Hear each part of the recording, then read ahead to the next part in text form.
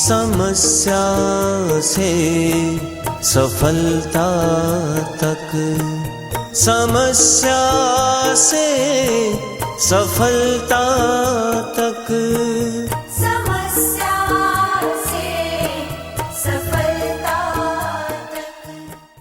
वक्रतुंड महाकाय सूर्यकोटि समप्रभा निर्विघ्नं कुरु मे देव सर्वकार्येषु सर्वदा। जी हाँ, किसी भी शुभ कार्य की शुरुआत करने से पहले जिस पूजनीय की पूजा की जाती है वह है माता पार्वती और शंकर जी के पुत्र गणेश जी। वैसे तो हम सभी गणेश जी की पूजा करते हैं, लेकिन आज हम जानेंगे उनके महात्म्य के बारे में और साथ ही हम जानेंगे कि उनकी पूजा में किन किन चीज़ों का विशेष महत्व है और कौन कौन सी चीज़ें वर्जित हैं।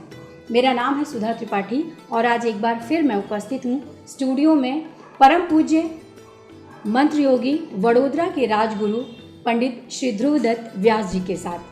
गुरु जी, बहुत बहुत स्वागत है आपका। गुरु जी, सबसे पहले हमारे दर्शकों को ये बताइए कि गणेश जी को प्रथम पूज्य क्यों माना जाता है। एकदन्ताय विद्महे वक्रतुण्डाय धीमहि तन्नो दन्ति प्रचोदयात्। गणेश जी का त्यौहार आ रहा है। भगवान गणपति पूरे आर्यावर्त के अंदर सबसे प्रिय देवता माने जाते हैं। जब लोकमान्य बाल गंगाधर तिलक जी ने सोचा कि प्रजा को इकट्ठा करने के लिए कौन से देव को बुलाया जाए, क्योंकि धार्मिक चीजें ऐसी होती है जहाँ लोग एकत्र होते हैं, तो ऐसा कौन सा देव है, ऐसा कौन सी चीज है जिसको करने से लोग इकट्ठे हो जाएंगे, एकता का भावना आएगा। तब उन्हें देवताओं को सोचते सोचते भगवान गणपति की याद आई कि भगवान गणपति आकर त्योहार मनाया जाएगा तो कोई संप्रदाय, कोई बात बीच में नहीं आएगी। कोई ऐसा नहीं कहेगा हम गणेश जी को मानते नहीं है। सब लोग गणेश जी को मानते हैं जी। क्यों मानते हैं? हिंदुस्तान और विदेश में फर्क क्या पता? मैंने देखा हुआ है, विदेश में जो हिंदुस्तानी बसते हैं विदेश के अंदर कई वर्षों से, वो भी अपने परिवार की चिंता करते हैं। और विदेशी लोग होते हैं उनको अपने परिवार को चिंता नहीं होता है। माँ बाप मर भी जाए ना तो 2 दिन बाद जाएंगे, कल जाएंगे, ऐसा करके बैठे रहते हैं। गणेश जी परिवार के देवता थे। परिवार कैसा होना चाहिए, परिवार के साथ कैसे रहना चाहिए, कैसी डील चलनी चाहिए। जो आदमी अपने लोगों को संभालता नहीं है वो पराये लोगों को क्या संभालेगा। जो अपने आप आदमियों को अपने नहीं बना सकता वो दुनिया को क्या बनाएगा। दुनिया को अपनी बनानी है, दुनिया को अपने वश में करना है। सबसे पहले अपने लोगों को अपने साथ ले लो, अपने लोगों को विश्वास कराओ अपने पर, तब जाके आपका काम होगा। भगवान गणपति जो है वो अपने परिवार के खास देवता है। मां पार्वती ने भगवान जब समाधि में जा रहे थे, भगवान शिव, तब मां पार्वती को बोला, मां पार्वती ने बोला, प्रभु आप तो जा रहे हो, मैं अकेली क्या करूंगी। बड़े बेटे को आपने सेनापति बना दिया है, वो अपने काम में मस्त रहता है, मैं क्या करूं, अकेले क्या करूं। प्रभु ने कहा अपने शरीर से, अपने मिट्टी से एक मूर्ति बना लो, उसमें अपनी शक्ति से प्राण पूर लो, खेलने को खिलौना मिल जाएगा, आपको बेटा हो जाएगा। मां पार्वती ने मिट्टी ली, मिट्टी में अपना शरीर का मैल पिला दिया। मां तो आदि शक्ति थी, स्त्रियां ही प्राण पूर सकती है, स्त्रियां ही वंश चला सकती है, पुरुष नहीं। मां पार्वती ने भगवान गणपति की बहुत अच्छी बाल मूर्ति बनाई, अपने प्राण पूरे और अपनी शक्ति प्रदान की उनको। हम लोग जैसे भगवान परशुराम थे, भगवान राम थे, अपने पिता के सपनों को सार्थक करने के लिए सब कुछ छोड़ने को तैयार थे। गणपति ने यही किया। प्रथम पूजा कैसे होती है? अकबर द ग्रेट नहीं था, सयाजीराव ग्रेट नहीं थे, उनका प्रधानमंडल जो होता है ना, आसपास के लोग वो उसको ग्रेट बनाते हैं। बाहर हवा चलती है कि ये आदमी बहुत अच्छा है, वो आदमी बहुत अच्छा है, वहां बुरी बात चलेगी ना तो आप कितने भी अच्छे होंगे लोग आपको मान नहीं देंगे। घर वाले अगर मान नहीं देंगे आपको तो बाहर वाले क्या मान देंगे आपको? भगवान गणपति मां ने आज्ञा की, बेटा मैं स्नान के लिए जा रही हूं, कोई भी आता है, कोई भी मेरी आज्ञा के बिना प्रवेश निषिद्ध है। भगवान शंकर पधारे हैं,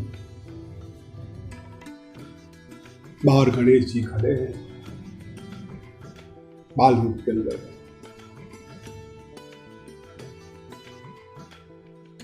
शंकर प्रभु ने, भगवान शंकर भूल गए मैंने पार्वती को क्या कहा था। वो समाधि से आए हुए हैं या उन्होंने भूलने का नाटक किया, जो भी कुछ है माया है। मुझे अंदर जाना, रोक, गणपति रोका, महाराज आप बाहर ठहरिए, उनको पता नहीं मेरे पिता है, मेरी माता की आज्ञा नहीं। प्रचंड विवाद हुआ है। उन्होंने कहा तेरा मृत्यु आ जाएगा, मुझे मना कर रहा है, महाकाल को मना कर रहा है। बोले मृत्यु आवे या कुछ भी हो जाए, मेरी माँ की आज्ञा नहीं है, माँ की आज्ञा नहीं है, समझ लो बहुत बड़ी बात है ये। उसके लिए कुछ भी करना पड़े मैं तैयार हूं। राम कैसे बन सकते लोग? हर इंसान राम नहीं बन सकता। लक्ष्मण जी ने कहा प्रभु ये बुढ़ा पागल हो गया है, काम के वश हो गया है, इसको जेल में डाल दीजिए, कारागृह में डाल दीजिए और राज्य ले लीजिए। मर्यादा पुरुषोत्तम कहते हैं ये मेरा कार्य नहीं है, पिता है मेरे, उन्हों का था वही दे रहे हैं और वही वापस मांग कर, मेरा उसमें क्या है, मेरा उसके अंदर क्या है।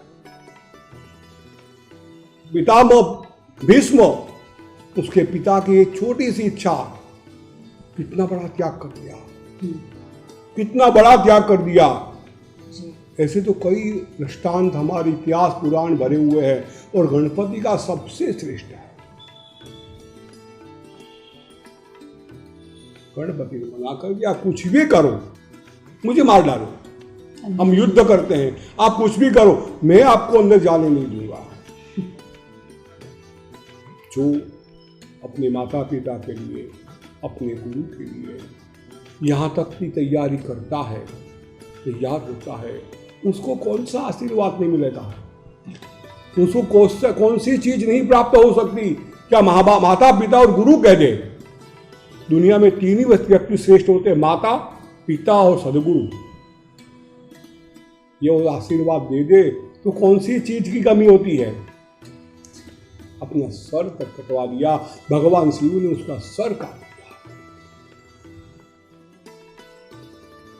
मां पार्वती बाहर पधारी है, अपने बेटे का सब देखा है, उन्होंने बड़ा रुदन शुरू कर दिया, क्रोधाग्नि में आ गई। महापार्वती महाकाली के रूप में आ गई और महाकाली क्या कर सकती है आप जानते हो? महाकाली क्या कर सकती है हम जानते हैं, क्रोध है। अति सौम्य अति रौद्राय, शास्त्र कहता है कि जब मां तो अतिशय सौम्य है, बिल्कुल सौम्य है, पार्वती के रूप में, लक्ष्मी जी के रूप में, सरस्वती के रूप में। अति सौम्याति रौद्राई, अति रौद्राई भी तू है। जब उसको क्रोध आता है तब महाकाली, भद्रकाली, श्मशान काली बन जाती है। भगवान शिव ने कहा मुझे पता नहीं था ये आपका पुत्र है, इसने मेरे साथ अविवेक किया।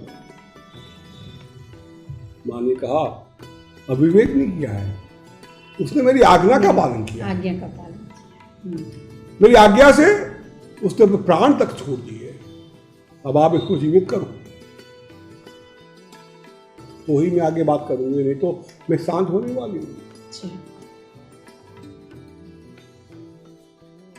भगवान शिव ने कहा ये जो मस्तक टूट गया है वो तो जीवित नहीं होगा। भगवान शिव विश्व के सबसे पहले सर्जन डॉक्टर थे। सबसे पहले दक्ष प्रजापति का सिर काटा, वहां बकरे का सिर लगा दिया उन्होंने। भगवान शिव बहुत बड़े सर्जन थे, बात मान लो आप। सर्जरी उसके उनको आती थी, बड़े वैद्य भी थे। और अस्थि मुख मिला उनको, उन्होंने अपने गण को कहा ये जो पहले समय बहुत कम है, इतने समय में अगर किसी का सिर मिल जाता है तो ले आओ, मैं इसको जीवित कर दूंगा। उसके सबसे पहले गजराज मिले, गजराज का सिर लिया, भगवान के ऊपर रखा, गणेश जी के ऊपर, उनको जीवित किया। जी गुरु जी। उन्होंने अपने माता के लिए प्राण दिए, जी जी। अपने परिवार के लिए त्याग किया। इसने इतना बड़ा त्याग किया है, उसी की प्रथम पूजा इसलिए उसको ही मान मिलता है। गणेश जी ये उपदेश देते हैं सबसे पहले अपने परिवार को, अपने घर को, अपनी पत्नी को, अपनी माता को, अपने पिता को, अपने भाइयों को, अपने बच्चों को संभालो, उनके लिए कार्य करो, फिर अपने देश के लिए करो, फिर अपने समाज के लिए करो, तब जाके आपको कोई बांध देगा। अर्थात गणेश जी को प्रथम पूज्य इसलिए माना जाता है क्योंकि उन्होंने पहले अपने परिवार को महत्व दिया। इससे हमें यह सीख मिलती है कि आप अपने परिवार के साथ आगे बढ़िए, समाज के साथ जुड़िए, लेकिन प्रथम जो आपका कर्तव्य है वो आपके परिवार से शुरू होता है। इसी सवाल को आगे बढ़ाते हुए पूछेंगे गुरुजी, जो गणपति की शारीरिक संरचना है गणेश जी की, जैसे उनका पेट बड़ा, उनका कहानी तो आपने बताई, मस्तक हाथी का क्यों लगाया गया, तो उनकी जो शारीरिक संरचना है, कहा जाता है कि वो भिन्न भिन्न चीज़ों का प्रतीक है। तो मेरे दर्शकों को उनकी शारीरिक संरचना और उसकी जो विशेषताएं हैं, साथ ही उनके जो अस्त्र शस्त्र हैं, उनके बारे में बताइए। उनका सर जी, वक्रतुंड, गजमुख। प्राणियों में एक हाथी ऐसा है जो अपने परिवार को लेकर चलता है। जी। हाथी कभी अकेला नहीं होता, अकेला नहीं होता। जी जी। पत्नी, बच्चे, भाइयों, पूरा झुंड का झुंड निकलता है, साथ में चलता है। ये उसका प्रतीक है। जी जी। और हाथी बहुत बुद्धिशाली होता है। अपना बुद्धि के अंदर बहुत विशाल बुद्धि रखनी चाहिए। जैसे उनका एक प्रसंग है कि भगवान वेद व्यास ने महाकाव्य रखा महाभारत, तो उन्होंने ब्रह्मा जी से पूछा ये काव्य तो मैंने बना दिया है, उसका लिखेगा कौन? भगवान वेद व्यास ने कहा गणेश जी को बुला लो, गणेश जी लिखेंगे इसको, उससे अच्छा राइटर कोई नहीं हो सकता। गणेश जी को याद किया, गणेश जी आए कि ये महाकाव्य लिखना है। गणेश जी कहते हैं प्रभु ये काव्य जब आप लिखाओ ना, कहीं रुकना मत, कहीं रुकना मत, जहां रुक गए वहां मैं रुक जाऊंगा, उसके बाद लिखूंगा नहीं। अच्छा। बड़ा अच्छा प्रश्न था उनका। तो भगवान वेदव्यास ने कहा गणेश जी आप रुकना मत, लेकिन मैं जो बोलूं ने उसको समझ के लिखना। बिल्कुल। मैं जो बोलता हूँ वो लिखना मत पागलों की तरह कि लिखते जाऊं लिखता जाऊं लिखता जाऊं। नहीं, जो कुछ कोई बोलता है, गुरु कहता है, उसका रहस्य जानने की कोशिश करो, उसके बाद लिखना, उसको समझो क्या कहना चाहते हैं। इसलिए कहते हैं अनग्नो लोपसंगश्च, जो आप मंत्र बोलते हो, जो प्रार्थना करते हो, उसका अर्थ तो आप जानो। 99% लोग हैं ना, प्रार्थना करते हैं, मंत्र बोलते हैं, कोई भी उसका अर्थ नहीं समझते। और जब तक आप अर्थ समझोगे नहीं उसका, वहां तक उसको आपको आनंद नहीं आएगा, क्योंकि आप क्या बोल रहे हो वो तो आपको समझना पड़ेगा ना। गणेश जी आप जो भी लिखो, मैं जो भी बोलूं, उसका अर्थ समझ के लिखना। व्यास जी बड़े थे, व्यास तो विशाल बुद्धि थे। वो क्या करते थे, कि 10 बार 15 मंत्र सरल लिख देते थे, सरल बोल देते थे। एक आध मंत्र उतना कठिन होता था, उसका अर्थ वो जानते थे, इसका अर्थ बहुत कठिन है, तो उसमें उनको टाइम मिल जाता। और वहां तक वो गणेश जी सोचते कितने टाइम लगे, सोचते। होशियार आदमी होता है ना, उसको सब अंदाज होता है, जी जी, पूरा अंदाज होता है कि ये जो बोलूंगा ना उसका अर्थ क्या होगा और उसको समझने में कितना टाइम लगेगा। आपको पता है, पहले त्रिपाठी, आपका त्रिपाठी सरने में है, कोई एक पाठी, तो द्विपाठी, द्विपाठी जैसे लोग होते थे। क्या अर्थ होता उसका कि ये जो राजाओं के वहाँ ब्राह्मण लोग जो होते थे ना, वहाँ कोई बाहर से पंडित आया, वो एक नया मंत्र बोल रहा है, एक ही बार में जो समझ जाएगा वो एक पाठी होता था। अच्छा, उसका 2 बार बोला गया तो द्विपाठी होता है, और 3 बार बोला है त्रिपाठी हो गए, 4 बार बोलते चतुर्वेदी हो गए। तो जो एक चीज में समझ जाए, हमारे उपनिषदों के अंदर कई उपदेश दिए हैं जी। आपको पता है कैसे उपदेश है? प्रजापति और राक्षस का राजा भगवान प्रजापति के पास जाते हैं, इंद्र और प्रजापति के राजा, और उपदेश करते हैं ज्ञान का, दो दो दो, और कुछ बोलने का नहीं, दो दो दो। अब द का जो अर्थ करना हो तुम करो, तुम्हें अर्थ करना है। समझदार व्यक्ति को शॉर्ट में जो कहा जाए उसी को जो समझ जाए उसी को होशियार आदमी कहते हैं, समझदार आदमी कहते हैं। यानी उनका जो बड़ा मस्तक है वो समझदारी का प्रतीक है। समझदारी का प्रतीक है। जी। बड़े कान, बड़े कान जी, मतलब दुनिया भर की बात सुनो, सबकी सुनो। सोच के निर्णय करो उसका। ऐसा नहीं कि कहीं भी निर्णय कर लिया आपने। हाँ, कई लोग ऐसे धक्के घर में क्यों होते हैं?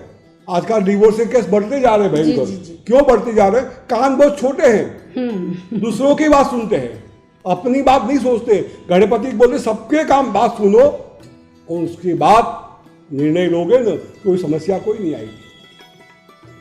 उनकी जो कुंड है जी, वो खाने के लिए भी, लेने के लिए भी इतनी लंबी चौड़ी होती है, तो कहीं भी चली जाए, तो आप कहीं भी चले जाओ, अपना कार्य सिद्ध करो।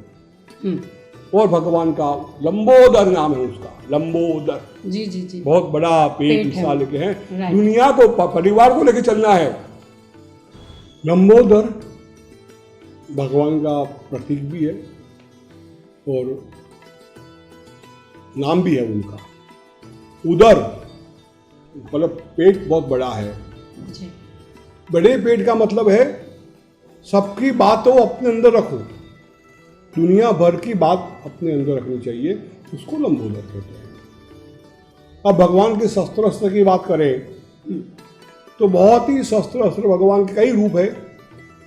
कई में 18 हाथ है, कई में 8 हाथ है, कई में 4, लेकिन 4 चतुर्भुज गणपति जो है वो सबसे प्रिय लोग दर्शन लोगों के लिए होते हैं। अथर्वशीर्ष में जो उसका वर्णन किया गया है, चतुर्भुज के अंदर एक में पास और दूसरे में अंकुश है। पास जीवन को अंकुश में रखने के लिए, अपने जीवन को अंकुश के मर्यादाओं से बाहर मत ले जाओ। सुखी होना है तो जीवन में हर व्यवहार में मर्यादा होनी चाहिए, मर्यादाओं से बाहर नहीं होना चाहिए। भगवान का ये प्रत्येना है। अंकुश, हाथी जैसे प्राणी को भी अंकुश अपने कंट्रोल में रखता है। इतना बड़ा हाथी होता है, इतनी सी अंकुश होती है, उसी से डरता है, उसको अपने कंट्रोल में रखता है। भगवान ने पकड़ रखा है, अपने आप को संयम में रखो। जहां गलती की, जहां चूक की, रावण के पास कोई कमी नहीं थी, कोई कमी नहीं थी। भगवान स्वयं शिव उनके साथ थे, लेकिन वासना और द्वेष उसका सर्वनाश कर लिया। उसका खुद का नहीं, पूरे परिवार का सर्वनाश कर लिया। मर्यादाओं के बाद जो अंकुश में रहता नहीं है, जो अंकुश के बाहर जाता है, मर्यादाओं के बाहर जाता है, उसको बहुत समस्या आती। भगवान कहे कि अंकुश में रहो अपने जीवन को, मर्यादाओं को, जीवन को अंकुश में, जो भी करो एक मर्यादा में करो। और 2 हाथ है, अभयम और वरदम।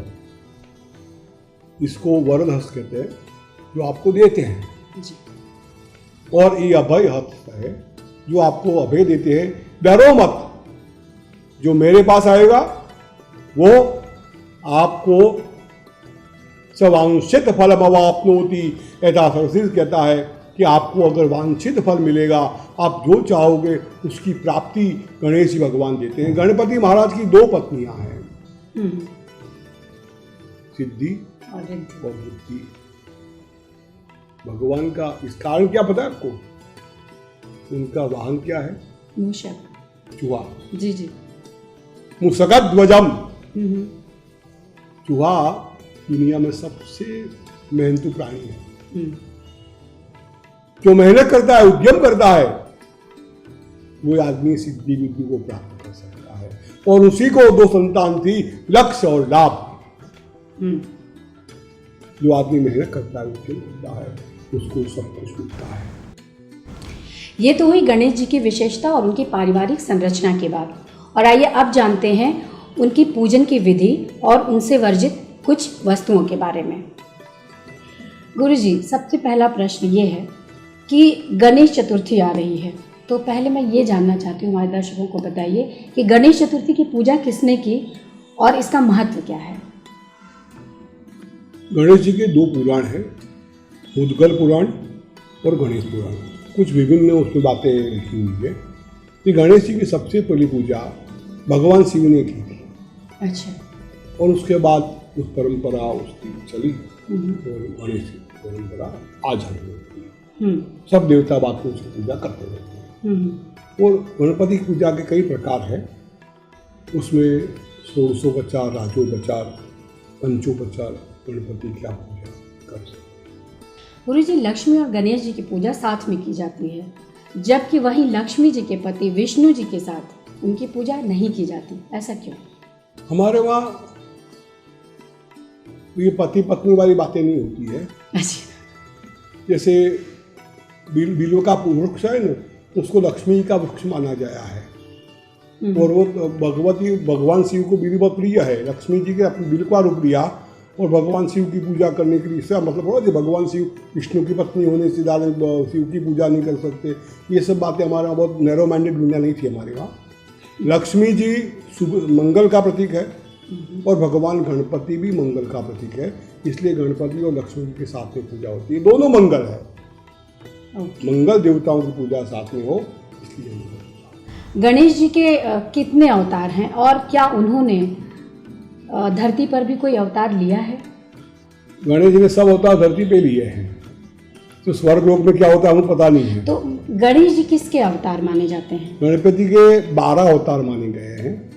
12 अवतार जी। और उसमें अभी का जो कलयुग का जो अवतार है वो भी उनमें माना गया है, लेकिन मूल अवतार उनका मूल स्वरूप गणपति का जो है वो भगवान शिव पार्वती के पुत्र वही गणपति का मूल अवतार माना गया है। गुरुजी, मेरी एक छोटी सी दर्शक है, उनका प्रश्न है कि हम गणेश जी को वक्रतुंड क्यों बुलाते हैं? अपने सूंड को हिलाते रहते हैं, वो सबको आशीर्वाद देने के लिए। सीधा नहीं रहती सूंड, हाथी की सूंड देखो आपको सीधी नहीं रहती है, इधर जाएगी उधर जाएगी। ये लौकिक प्रक्रिया है, इसलिए उनका नाम वक्रतुंड रख दिया है कि वो वक्र रहते हैं। सूंड जो हमेशा वक्र रहती है, सीधी नहीं रहती है। जी जी जी। उसको वक्रतुंड कहते हैं। एक प्रश्न है, वैसे तो ये बहुत कम लोग जानते होंगे, लेकिन फिर भी मैं ये बताना चाहूँगी दर्शकों को कि तुलसी जी की जो पूजा होती है ना, हर पूजा में तुलसी जी का उपयोग जनरली विष्णु जी की पूजा में ज़्यादातर देखा गया है, पर कहा जाता है कि गणेश जी की पूजा में तुलसी जी का उपयोग वर्जित है, ऐसा क्यों? भगवान गणपति ने तुलसी को श्राप दिया था। एक प्रसंग है गणेश पुराण के अंदर, उसकी वजह से तुलसी भगवान गणेश को नहीं चढ़ती है। हाँ, एक दिन चढ़ती साल में, ये भाद्रपद शुक्ल चतुर्थी जो आएगी ना, उसी दिन गणपति को तुलसी के पान चढ़ते हैं।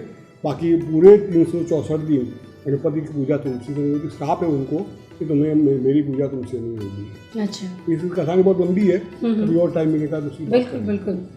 तो गुरुजी ये बताइए कि अभी गणेश चतुर्थी आ रहा, बहुत से लोग घर में गणपति की मूर्ति रखेंगे, पूजा करेंगे, थोड़ा संक्षिप्त में बताइए कि उनकी पूजा विधि में क्या क्या ध्यान रखना चाहिए? भगवान गणपति को गंध लगाना चाहिए पुष्प चढ़ाने चाहिए, दूर्वा चढ़ानी चाहिए, उनको वस्त्र चढ़ानी चाहिए, गंध पुष्प धूप दीप नैवेद्य, ये पंचोपचार भी अगर पूजा हो जाए तो भगवान बड़े प्रसन्न हो गए। बहुत सरल है, हम तो सुपारी में गणपति बुला लेते हैं, जी जी। है ना।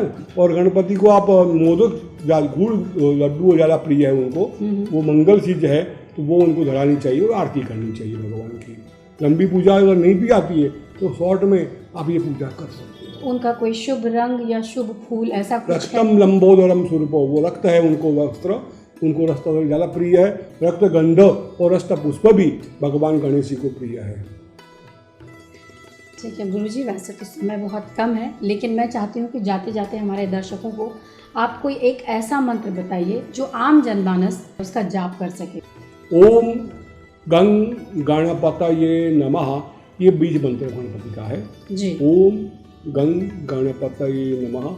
इसकी ज़्यादा नहीं, 21 बार तो पाठ कर ही लो इसका रोज, देखो चमत्कार होगा, फल मिलेगा ऐसा उसका। गणपति का महामंत्र है। वैसे तो गणपति जी के बारे में बहुत सी बातें हैं, अभी इतना कम समय और इतने संक्षिप्त में समझाना मुश्किल है उनके बारे में। फिर भी मैं गुरुजी से आग्रह करूंगी फिर कभी समय निकाल कर इसके बारे में हम सबको समझाएं। और आज हमारे स्टूडियो में आने के लिए गुरुजी को बहुत बहुत धन्यवाद। इसके अलावा आप हमारे फेसबुक पेज पर भी जुड़ सकते हैं, जहां आप अपने जन्म स्थान, जन्म तारीख और जन्म समय के साथ अपनी कुंडली अपलोड करिए। आपका जो भी प्रश्न है उसका उत्तर हम अगले एपिसोड में देंगे। साथ ही आप हमारे व्हाट्सएप नंबर पर भी जुड़ सकते हैं। तब तक के लिए नमस्कार।